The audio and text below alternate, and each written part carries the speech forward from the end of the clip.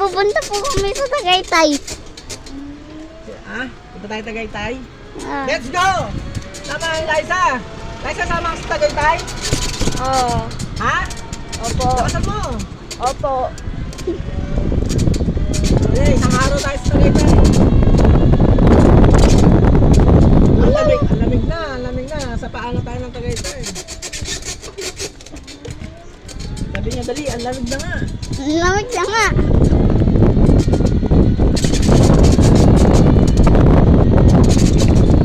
Ito na.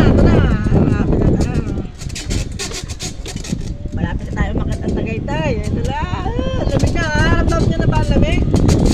Sagot! Apo.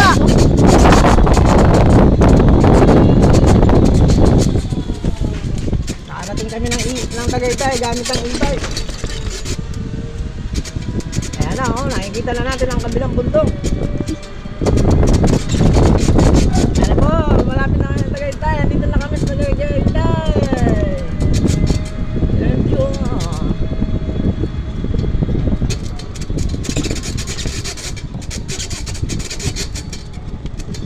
Saan kayo nakatira yun? Ha? Saan kayo nakatira? Alam, sino nga yung ano?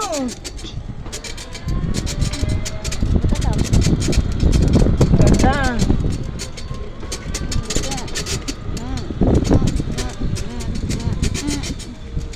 Dito, dyan tayo mag-ano, Christmas. Dyan sa ano, resort na yan. Sarap maligo. Pakaya mo yan? Ay. Sarap ba? Nahulog ako.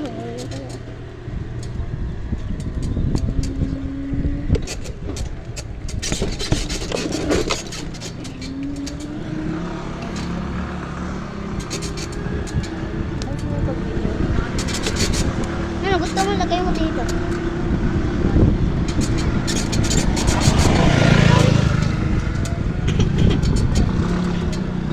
Saan kayo nakatira yun?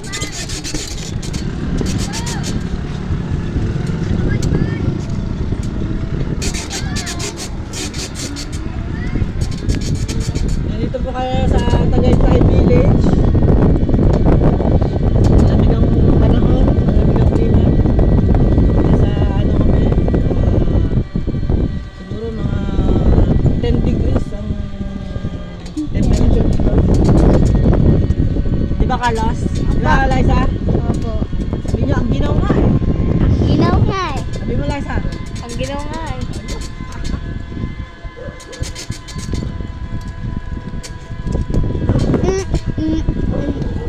Galing ko na. Hindi mo gagawa yun.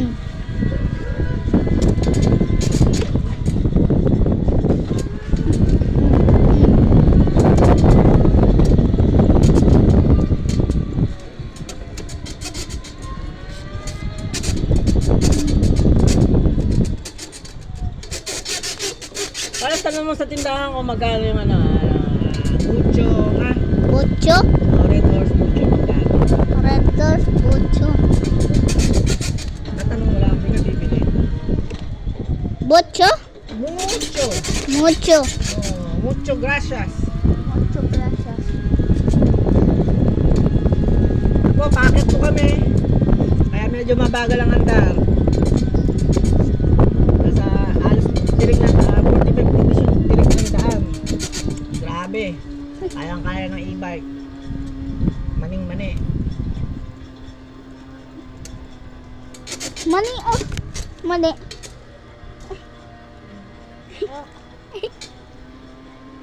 Tigas yung kamay ko ha. Mucho.